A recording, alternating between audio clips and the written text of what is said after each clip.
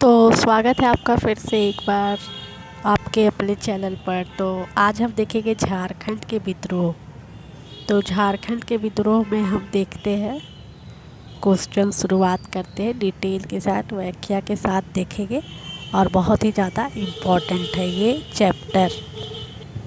तो प्रश्न है, कोल विद्रोह कब घटित हुआ था? तो कोल विद्रोह जो घटित हुआ है 1831 से लेकर 1832 ईस्वी में। तो चलिए इसकी व्याख्या भी थोड़ा देख लेते हैं अच्छे से।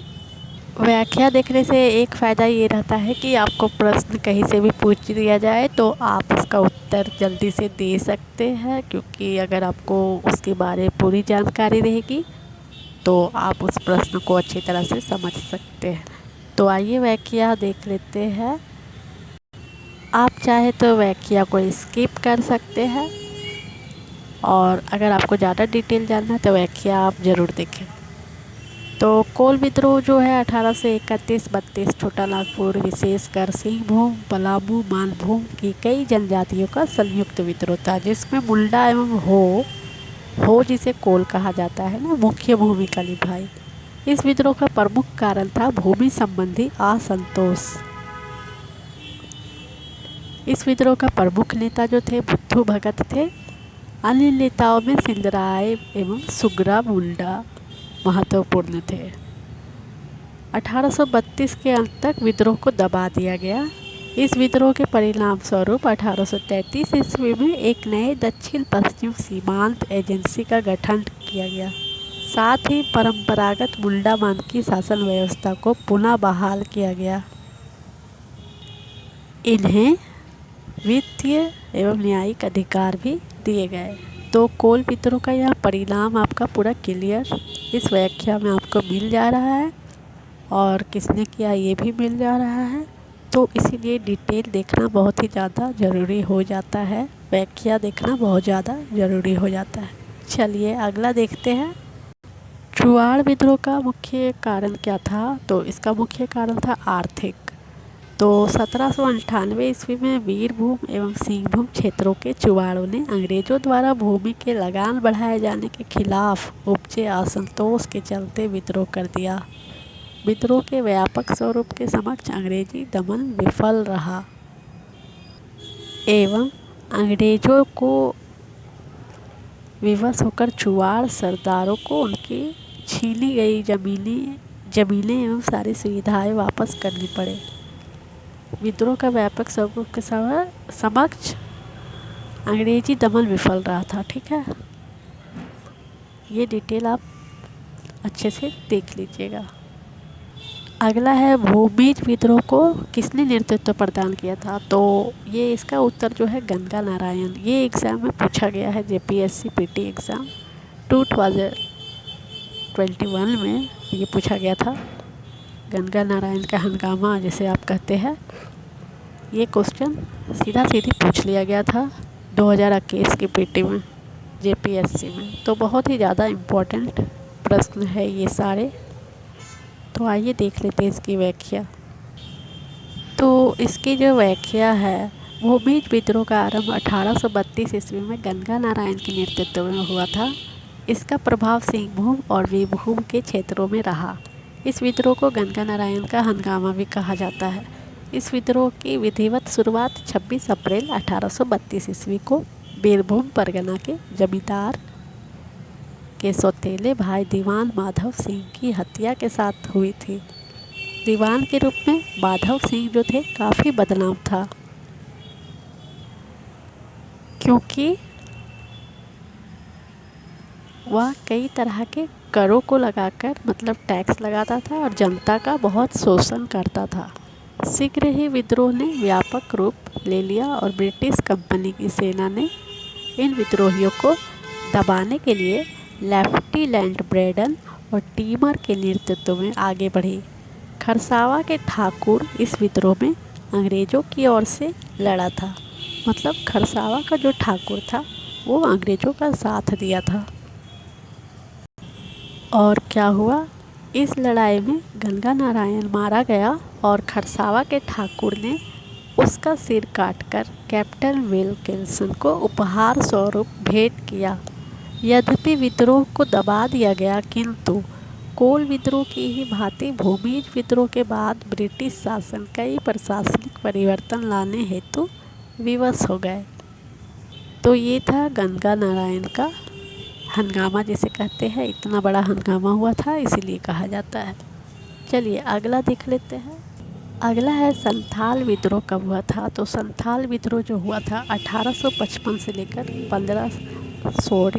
1856 ईस्वी तक हुआ था। तो ये आप 1857 की जो क्रांति है उसके एक साल पहले आप इसे लेकर मान सकते हैं, और इससे आपको याद करने में भी आसानी होगी। 1857 का जो स्वतंत्रता विद्रोह हुआ था, स्वतंत्रता संग्राम विद्रोह, झांसी की रानी जिसमें थी, आप उसको एक साल पीछे करके संथाल विद्रोह को लेकर चल सकते हैं याद करने के लिए। तो आइए इसकी व्याख्या देख लेते हैं। इसकी जो व्याख्या है, संथाल विद्रोह झारखंड के संथाल परगना क्षेत्र के संथाल जनजातियों द्वारा 1855-56 ईस्वी में सिद्धू कान्हू के नेतृत्व में किया गया। इस विद्रोह का प्रमुख कारण था अंग्रेजी उपनिवेशवाद और उसमें निहित शोषण तथा महाजनों और साहूकारों का शोषण। यह विद्रोह गैर आदिवासियों को भगाने तथा उनकी सत्ता को समाप्त कर अपनी सत्ता स्थापित करने हेतु किया गया। इस विद्रोह की शुरुआत 30 जून 1855 को भगनाडीह से हुई थी और इस विद्रोह को दबाने हेतु प्रारंभ में जनरल लायड तथा बाद में मेजर बरो को भेजा गया, जो हार गया। कार्ल मार्क्स ने संथाल विद्रोह को भारत की प्रथम जनक्रांति की संज्ञा दी है। ये प्रश्न पूछा गया है कि कार्ल मार्क्स ने किसे भारत की प्रथम जनक्रांति की संज्ञा दी थी, तो संथाल विद्रोह को। अगला देखते हैं संथाल विद्रोह के नेता कौन थे। तो अभी अभी मैंने बताई संथाल विद्रोह कैसे हुआ और उसका नेता कौन था। तो सिद्धू कान्हू इसका राइट आंसर है, सिद्धू कान्हू। इसकी व्याख्या देख लेती। तो जनजातीय विद्रोहों में संथाल विद्रोह सर्वाधिक संगठित एवं तीव्र था। 1855-56 में झारखंड के संथाल परगना क्षेत्र में हुए विद्रोह को हूल आंदोलन, संथाल हूल आदि नामों से जाना जाता है। इस विद्रोह के नेता थे सिद्धू कान्हू। अगला देखते हैं निम्नलिखित में से किस आंदोलन का उद्देश्य नैतिक एवं चारित्रिक सुधार पर बल देना था।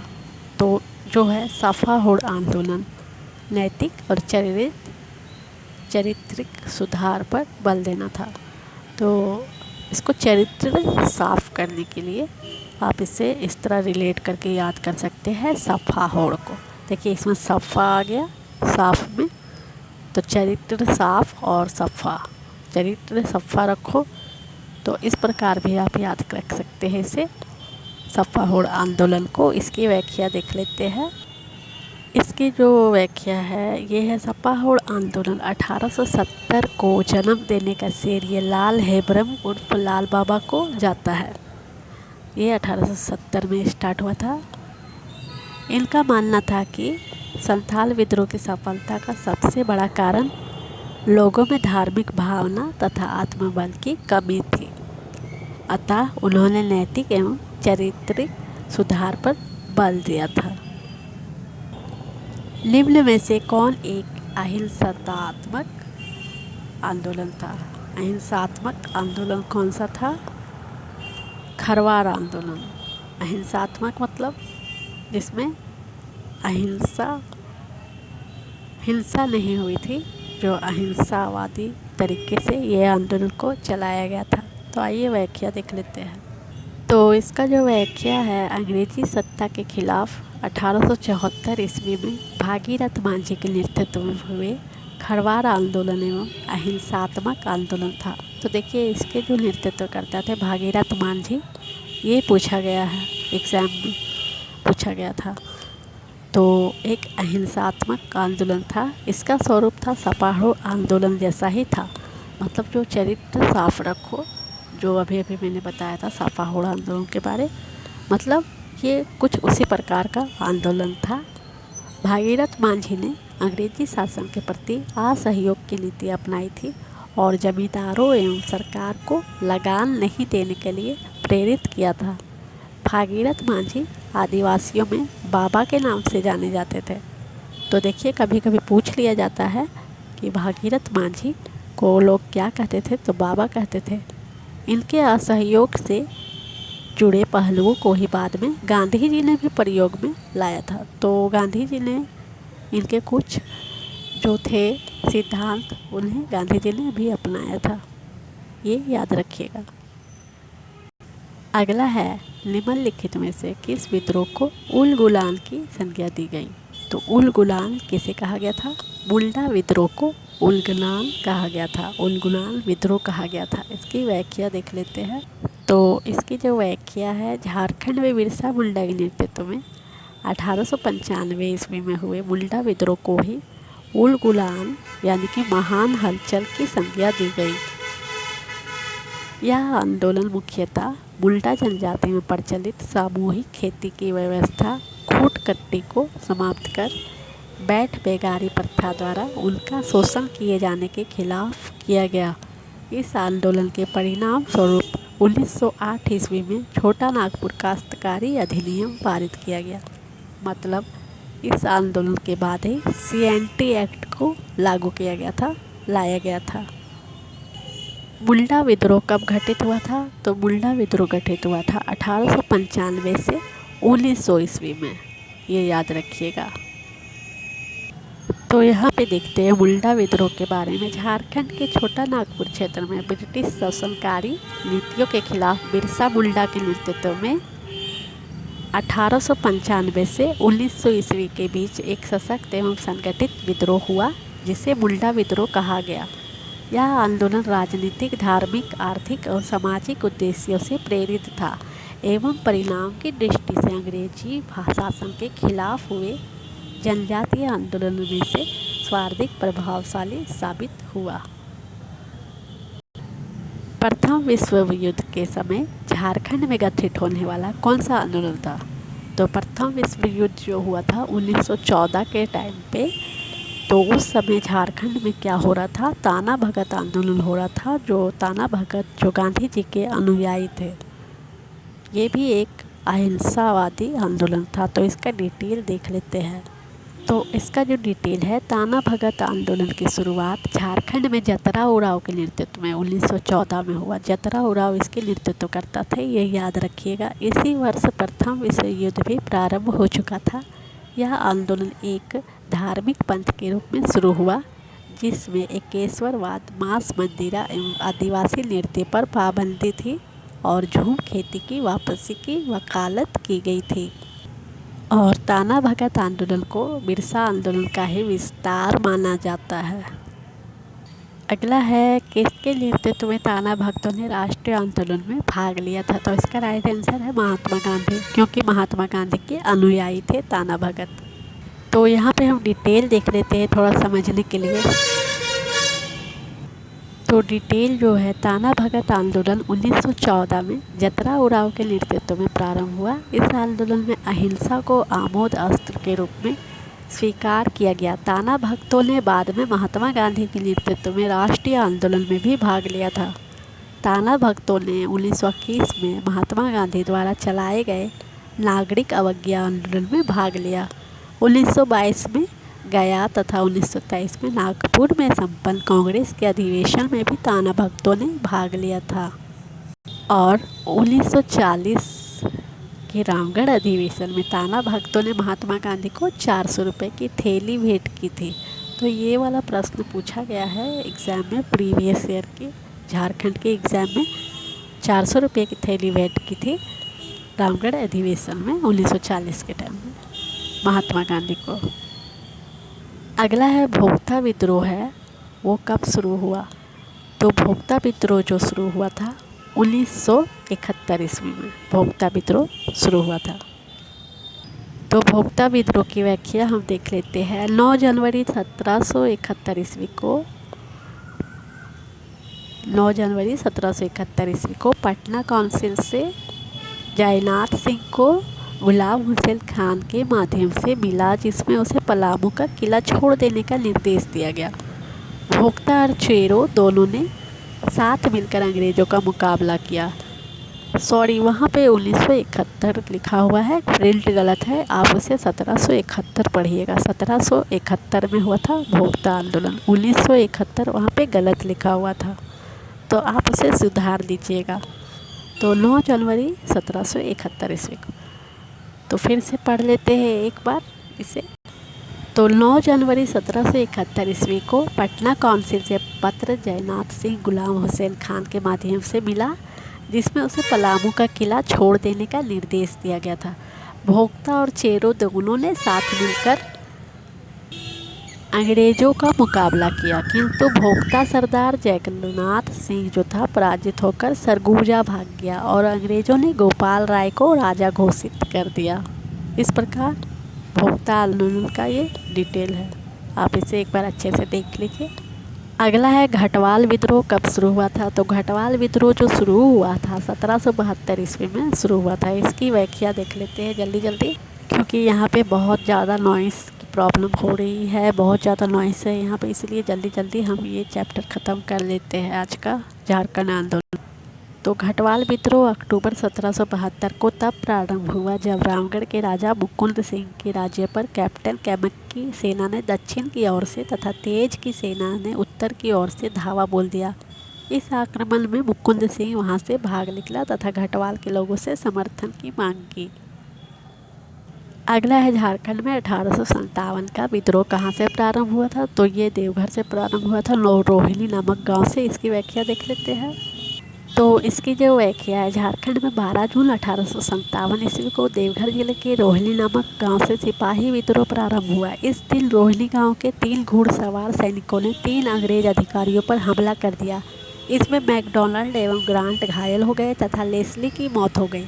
बाद में तीनों घुड़सवार सैनिकों को फांसी दे दी गई थी। कौन सा विद्रोह दामिनी कोह के विरुद्ध था। तो ये इसका राइट आंसर है पहाड़िया। तो 1772, 78-79 में हुए पहाड़िया विद्रोह काफ़ी प्रभावशाली थे। 1781-82 में महेशपुर की रानी जो थी सर्वेश्वरी देवी ने कंपनी के शासन के विरुद्ध आंदोलन शुरू कर दिया था।